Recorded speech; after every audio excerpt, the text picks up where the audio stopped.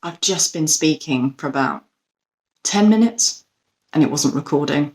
So here I go again. Hi guys, welcome back to Undefined Life. It's Tash here, having been rambling to myself for the last 10 minutes. I wanted to apologise first and foremost for not posting this energy update sooner, but in all honesty, I've been processing the dissolution of my entire reality. So I haven't been in the most equanimous of states of late. I will make a separate video about that. That's not for today. But I sense that what I've been experiencing is not exclusive to me. It is something that the Lightworker collective is in some way, shape and form moving through, because we can't do the work we're here to do until we move through the shit. We've got to shovel the shit first. So this is shit shoveling season. But 2022, the energy of 2022, which is what we're here to discuss today, is really promising. And when I intuitively sensed into 2022, I was actually in the back of my parents' car, driving to our families on Christmas Day. And I asked Spirit, what do I need to know about 2022? Because I was planning to do this video. And I got a really clear directive about the energies of this year and what's going to be really important for us to focus on. And it's really interesting looking back at the notes that I'd made at the back of the car that day. I'd made them on my phone at the time. It was so interesting looking back at those and then understanding how the shift in the nodes of the moon, which is occurring today on the 18th of January, align with this intuitive download that I got. So before I dive into the kind of specifics of what we need to be considering for 2022, and I'm going to share 3 things in this video that I think will be really important for us as individuals to focus on for this year, I want to very briefly touch on the shift of the nodes, which is occurring today. So the nodes of the moon have shifted today. This is the day after the Cancer full moon, which is our first full moon of the year and certainly hit me like a wet salmon. We are now moving into North Node Taurus and South Node Scorpio. Don't worry if you don't know what any of that means. I'm just going to briefly touch on the quality of these nodal shifts because they will be affecting us for the next 18 months. And I think it ties in so well with the guidance that I received. So I think it's almost like a nice overarching kind of forecast. And we'll then drill into the specifics of 2022 in a moment. So we are moving out of the North Node in Gemini. And the North Node in astrology, the North Node of the moon, symbolizes, for simplicity's sake, you could say the North Node symbolizes future and where we're going. And then the South Node symbolizes where we've come from. So you could consider the North Node the dharmic path, as in the soul path, our most aligned path forwards. And the South Node is the karmic path, rather. So it's where we've come from, what we're bringing with us. And that can be, karmic baggage, bonds, as well as gifts and skills and talents and wisdom. So the South Node is not all bad stuff. But we're moving out of Gemini North Node. So for the last 18 months, the energy of the North Node, which is this kind of forward moving energy, has been very, it's Gemini. So Gemini is an air sign, very intellectual, dualistic, opinionated. As someone who has a South Node in Gemini, which means that I've had many lives kind of living with this quality of energy in my consciousness, I know it well. It's a scattered energy. It's lots of ideas, usually, quite intellectual ideas as well, but can often be quite flighty. And so having been in that energy as a collective for the last kind of 18 months, we've had that influence of the Gemini North Node, and we're now moving into the grounded energy of the Taurus North Node, which for me, as someone with not much earth in my natal chart, I'm quite happy about. It's nice. It feels anchoring. to be moving into the Taurus North Node. So what this means is that for the next 18 months approximately, we are going to be supported energetically on our dharmic paths to start really creating solid foundations. And we are encouraged energetically to start taking practical steps to build the lives that we want to live and to create the world that we want to see around us. So we could consider that the Gemini North Node over the last 18 months was kind of all the talking, the pondering, the, discussing, debating, the musings. And now we are in Taurus North Node energy, which means that we are being encouraged to take all of those ideas, all those ponderings and say, right, if this is what you want, if this is what you're considering, how are you going to practically apply that? What does it look like? What steps do you need to take to create this, to seed it in the form? So we're taking it from the realm of the formless, of the intellect, into the world of form. And Taurus is really concerned with values.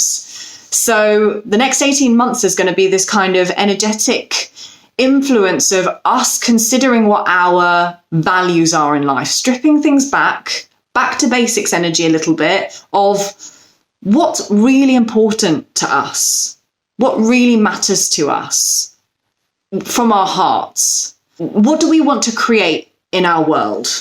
And how are we going to create it? And Taurus is really concerned with those kind of foundational root chakra aspects of kind of, finance, stability, safety, but it's also, it also really encompasses the energy of love. So it feels like it's going to be a welcome change from the Gemini North Node. And so the reason I'm sharing this is because I think it ties into the quality of 2022 that I've been sensing into intuitively for a couple of months now, which is that 2022 feels more hopeful.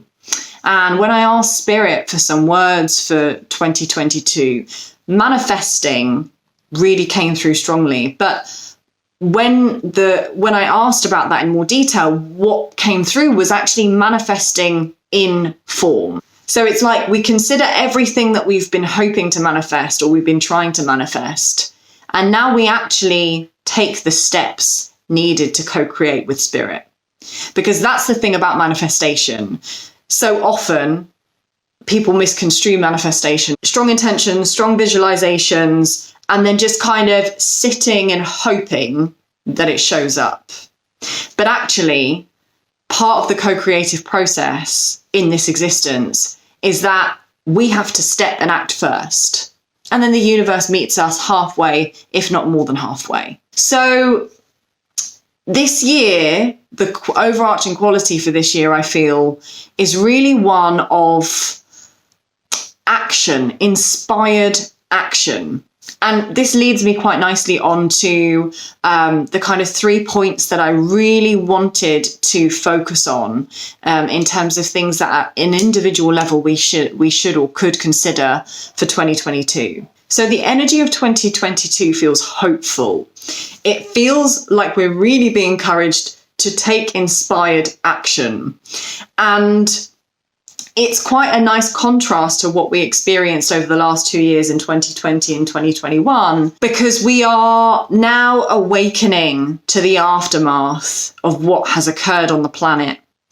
And I'm just going to briefly touch on this because this is an analogy that came through for me during this car journey, which I think is a really great encapsulation of what's been happening on the planet. Spirit kind of showed me that the 2020 event was a bit like the iceberg hitting the Titanic. 2020, the iceberg hits the Titanic.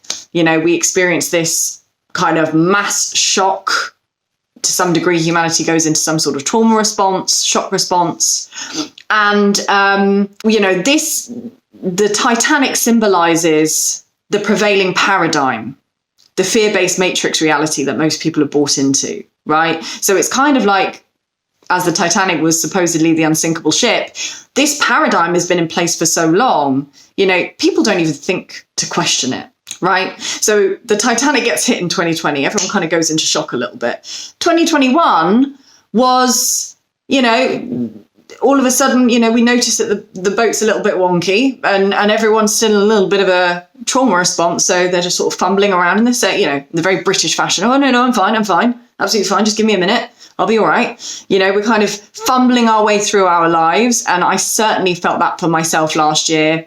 2021 numerologically is a 5 year. 5 years are, or the number 5 in general, carries the energy of change, of reformation. So that really felt very pertinent to last year. I know certainly that I was seeing this within my own experience and for the experiences of those around me, a real kind of almost scattered, start, stop, not quite sure where to go energy. And, Spirit was showing me it's kind of like people walking around on the recently hit Titanic, not quite sure what to do with themselves. They're a little bit in shock, but they're trying to carry on as though everything's normal.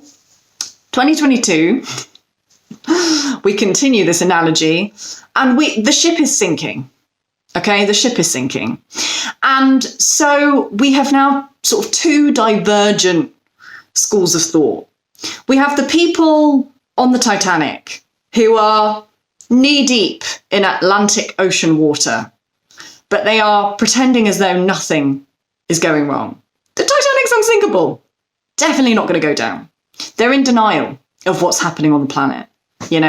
Total denial of the fact that the paradigm is crumbling, that the institutions, systems, organizations that they have so long cherished, identified with, adored, put on pedestals, they can't fathom that those systems and institutions might be anything other than trustworthy and, in service to them. They can't fathom that they're actually, insidiously poisoned with corruption and injustice and inhumanity, and that they need to be dissolved. So these people are walking around the 3D reality. They're on the Titanic in complete denial. And there's almost like a little bit of a manic energy to that. It's like, imagine you're on the Titanic, the ship's fucking wonky, you've got Atlantic Ocean water up to your knees, and you're still like, everything's fine, it's totally fine. And it's like, it's not really fine. But that's one school of thought. And I think it's very clear most of us can see at least some people in our own lives that have chosen that timeline of denial, right?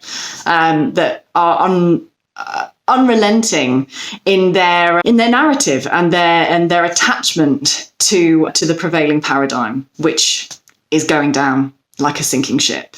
And then, of course, you've got the other people on the Titanic, maybe the Jack and Roses of the world, who are awake and aware and see the bullshit of the paradigm and kind of detest it. And, it's no pleasant experience for anyone being on a sinking ship. We all have to deal with the discomfort of it going down. We're not in denial of it, and it's like, well, we sort of see that it has to happen in order for the new to emerge, in order for the more aligned ways of being to emerge, in order for more heart-based, community-based, compassionate ways of being, institutions, organizations to emerge. The old has to dissolve. And so those people are now making the preparations to either leave the Titanic or have already left the Titanic. They've already exited that paradigm. They are now observing, maybe that's you. I feel that I'm also one of those people who's kind of sat on a lifeboat, observing the ship sinking, and praying for the souls still on board and hoping that they get what they need in this life, because it's beyond my control. All we can do is focus on how we navigate this sinking ship individually, and hope that if we do that in an awake and an aware way, maybe we can influence those around us positively to make more conscious choices for themselves too. That's all we can do. So that was the analogy that Spirit kind of plonked into my consciousness on Christmas Day, which I really like, and I feel kind of aptly encapsulates what we're experiencing. The ship is sinking. Thank God. And while that's a very messy process, and unfortunately there will be a bit of collateral damage, people will suffer in the process. Change is rarely comfortable. In this instance, it certainly won't be. And we are in no way out of the woods. We have a lot of dissolution to come. This beast, you could say, the fear-based matrix, and those that are upholding it are not going to let this go without a fight, right? They have been reinforcing this wonky, lopsided, self-serving way of being. They've been living and perpetuating this for thousands of years. And so it's not going to be an easy process. There is going to be unrest. There is going to be a lot of discomfort surfacing. We're going to have to face, throughout this awakening process in the years and decades to come, just how ugly the underbelly of this beast is.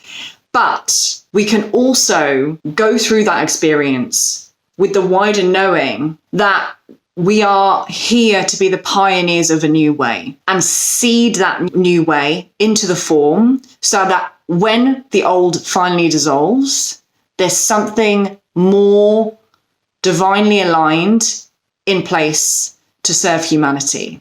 And if you're a light worker watching this video, which I suspect most of you are, in some iterational form, you are one of the people here to help seed the new way.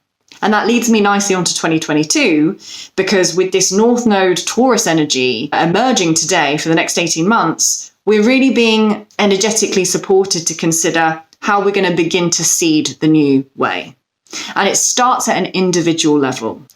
Every person who individually does their shadow work, does their inner child healing, does their reintegrating, reparenting work, becomes a more conscious, integrated and embodied individual. And that vibrational frequency of integration, of love, of awareness, then ripples out to impact those around you. And then that in turn begins to ripple out in the collective. So, one person can make a difference, because it's every single one person that does their work that creates the collective. That's how the collective then shifts. So this year is a really important year for the light worker community, because as the pioneers of the new way, as the individuals with the awareness of what's happening and the ability to hold the light on the planet as the unconscious, the collective unconscious emerges, it is our responsibility and duty to hold the light and then be the change makers for those who follow. Just as we've had people guiding us, leading us on our individual journeys, we're just here to be the next wave of that. There's no sort of sense of superiority here.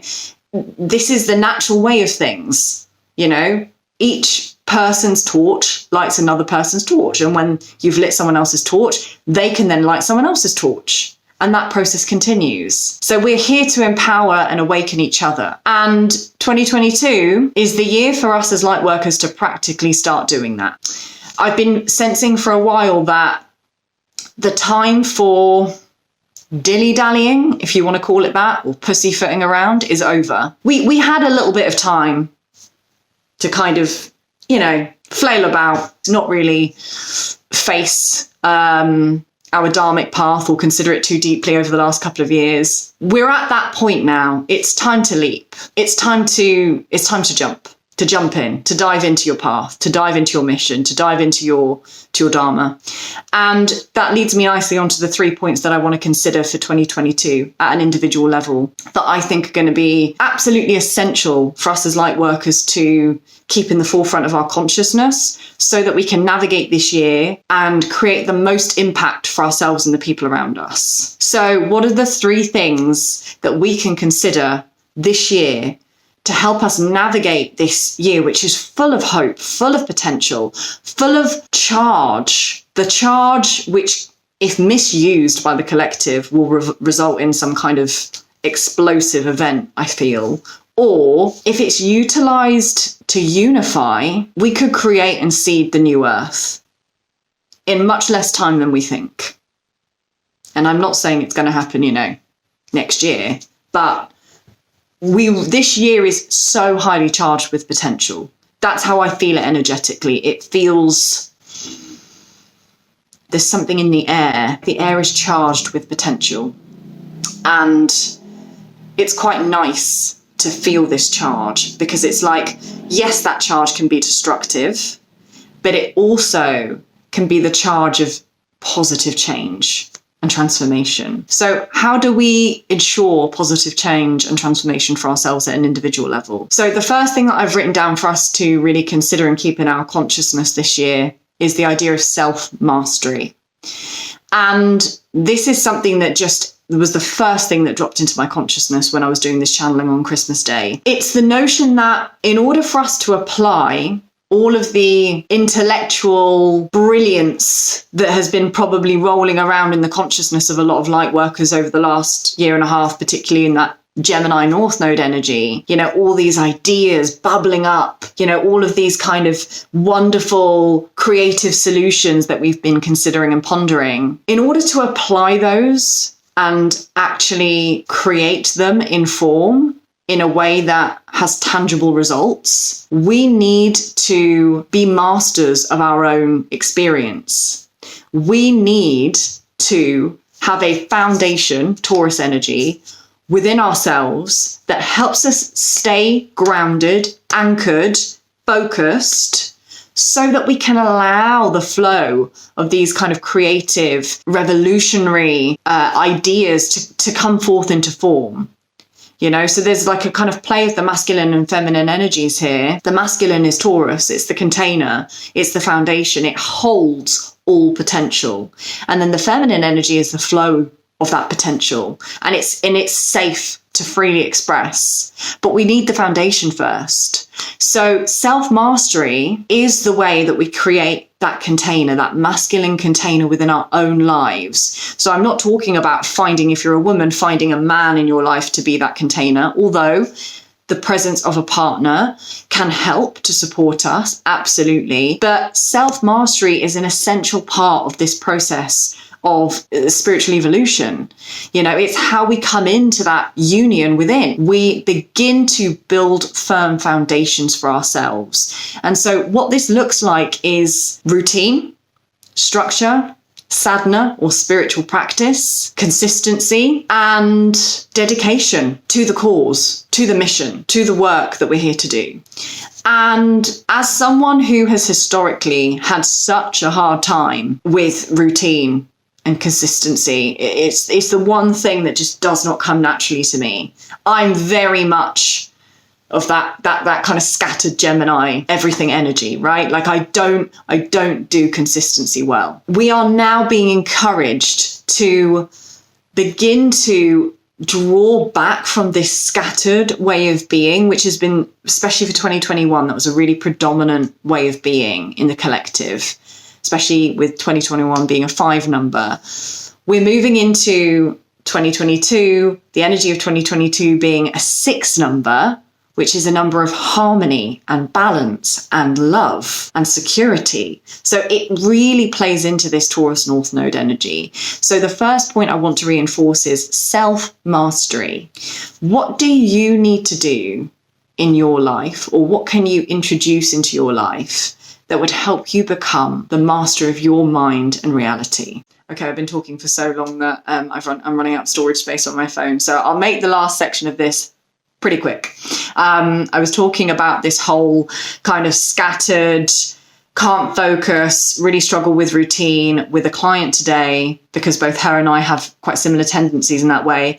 And we realized that it's kind of some fear of boredom, that routine and consistency equates to boredom in our own minds. So it's a case when it comes to self-mastery of creating infrastructure in our lives within which there can be some dynamism and play, and it doesn't need to be rigid in the way in which we create within those parameters, but we need some parameters in place. Otherwise our energy is like water on a floodplain. It's not channeled into anything useful or impactful, which is how I've lived most of my life. And I'm seeing that the lack of that masculine structure, routine, self-mastery is the missing piece of my personal puzzle in terms of me being able to actualize my full potential. So this feels really important for 2022, because 2022, as I've mentioned before, is charged with potential. Potential is like the word, along with manifestation.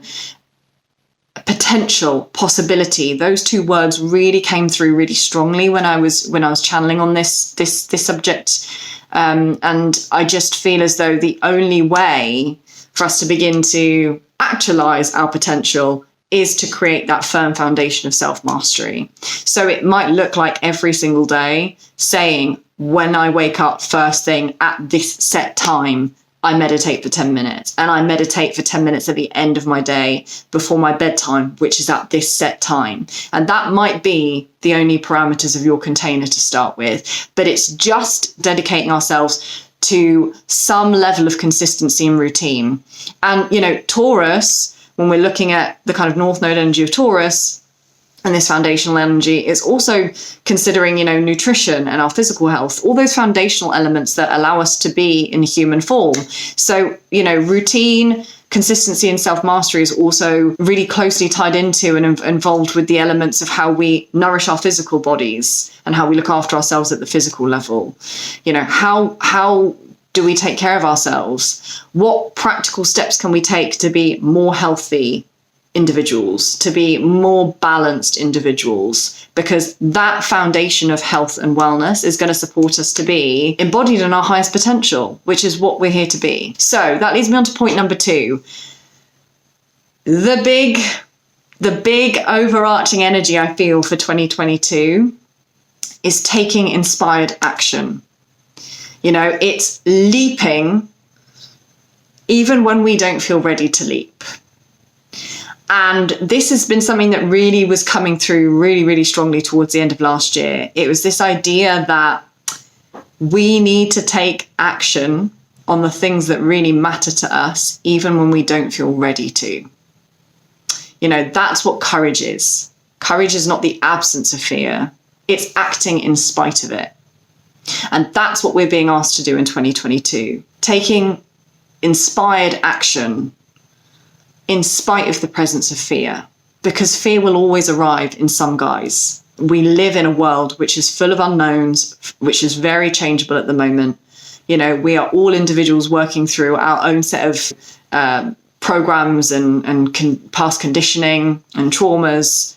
Of course, there's going to be fear that arises, but it's making sure that we don't allow that fear to paralyze us.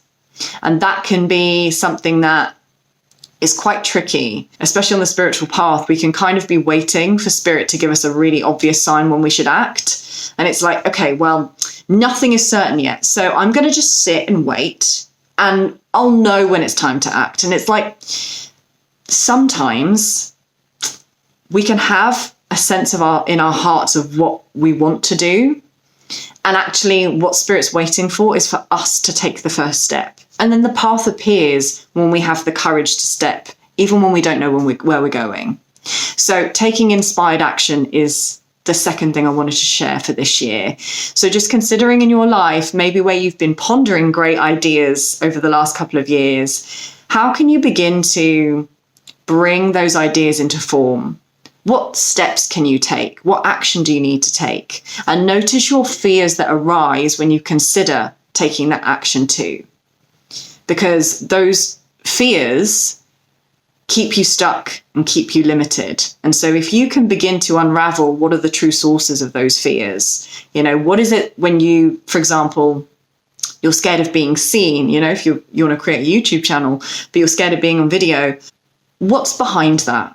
You know, so just beginning to unravel what immobilizes you and why, and noticing when you become immobilized, when actually it's time to take action. Because the likelihood is, if you are moving into your dharmic path, if you are living your light worker mission, you're here to pave a path that hasn't been walked yet, that hasn't even been made yet.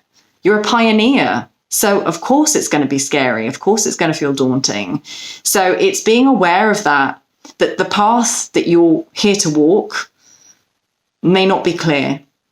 It may never have been walked before. And so it's making sure that you don't allow yourself to be immobilized by that fear of the unknown, which leads me quite nicely on to point number 3. And I think this also ties quite nicely into the South Node, which is in Scorpio for the next 18 months. And Scorpio rules power. It also rules or is concerned with secrets, shadow, the unconscious realms of our being. Scorpio is a water sign, deeply emotional.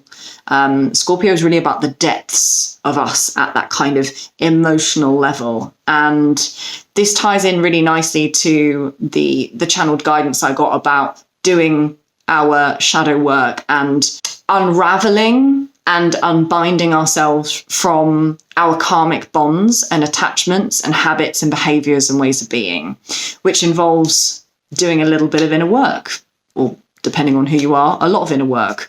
And shadow work has been something that has been pretty prevalent, certainly towards the back end of last year. I saw a lot of shadow work emerging for myself and within the collective. But the shadow work is going to be more and more important as humanity awakens, because in order for us to embody our highest potential, we first have to move through any density that's obscuring that potential or stopping us from embodying that potential, which comes in the form of fear, wounding, karmic baggage, etc.